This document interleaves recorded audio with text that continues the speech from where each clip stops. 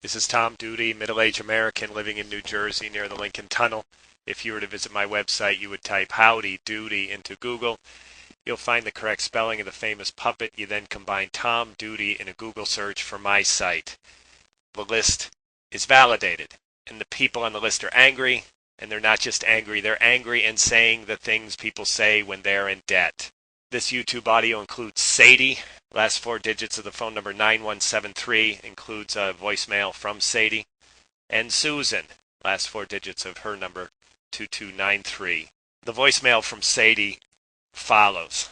Hello, this is 9173. I want you to stop calling this number immediately.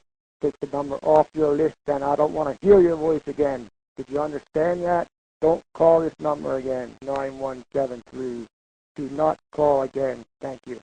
Susan, 2293, asked how did I get her number? AKA, how do you know about my debt? AKA, who else knows about my debt? People don't really want to know where I get the numbers. The answer is on my website, and how did you get my number is more of an indication. To me, it is more of an indication that people are stricken by mild panics over who knows about this secret, the secret of debt. Well, the truth is, if the debt remains a secret and the debt has been around for a decade, it's likely to be around for another decade. So for people who suspect that I know more, I only call with name, state, and phone number. That's all the information I have. So I do not know that these people are in debt, and I do not have more information about the debt. But people are still panicked. How do I know they're in debt?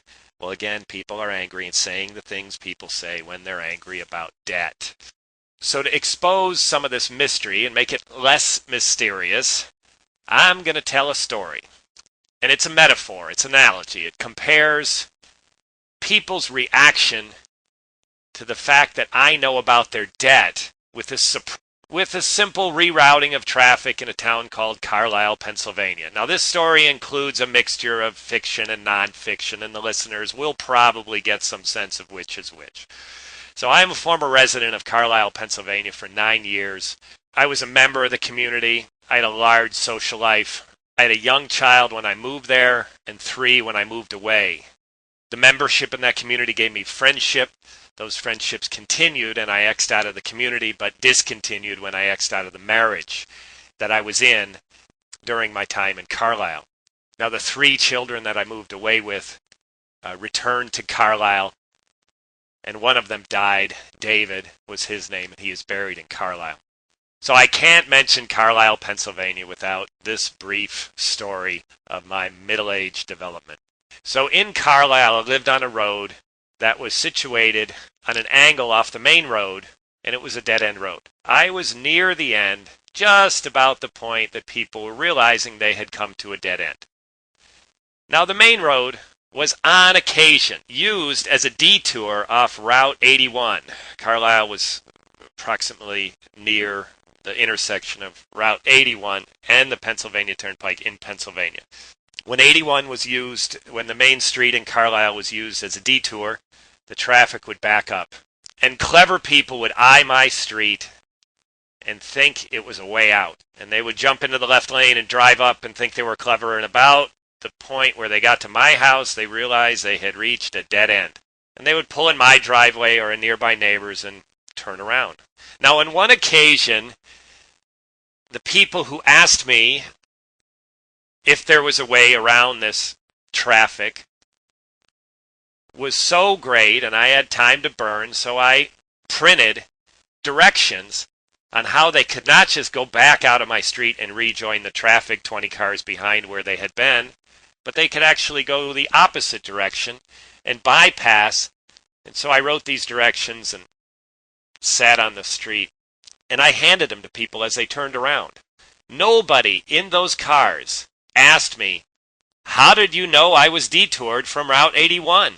How did I know that they were going north on 81 and that my directions were exactly what they needed? Nobody asked me that because it was obvious. The way they behaved in the circumstance, the way they were looking for a turnaround, the fact that I lived on the street, I'd never seen them before, the way they turned their head around and looked at the fellow passengers of their car. It was obvious to them that I knew, and it was obvious to them how I knew that the circumstances of who they were and how they behaved, from the head turns to the car to the out-of-state plates to anything, could have told me that they wanted to go north on 81, but they, like the tens of thousands of cars that day, were detoured, and my directions were exactly what they needed. Nobody asked me, how did you know I was going north on Route 81? It was self-evident. Well, to the people who ask me how did I get his or her number, the answer is on my website. It's not the question most people want to know. The question is, who else knows about my debt, and how do I know about their debt? Well, again, a marketing service gives me the list of people in debt. How they know, I'm not quite sure, but the information's on my website. You can contact them. But how do I know they're in debt? How do I know these people are in debt? The ones who ask, how did I get their number, are usually wondering. And there's other things in what they say and how they interact with me that tells me they're in debt. So just like the people who were clever and thought they could detour the traffic by using my dead-end street discovered they were wrong, just as I was able to detect that they needed these directions to continue their trip north on 81 but bypass an hour or more of traffic, just as that was obvious, it's that obvious to me. People on this list are angry. And they're not just angry, they're angry and saying the things people say when they're in debt. And on this podcast, on this YouTube audio, how did you get my number, is the one question I explore thoroughly. This has been Tom Doody, middle-aged American living in New Jersey near the Lincoln Tunnel. If you were to visit my website, you would type Howdy Doody into Google. You'll find the correct spelling of the famous puppet. You then combine Tom Doody in a Google search for Not My Site. Thank you for listening. Have a good day, good evening, or restful night's sleep. Ciao.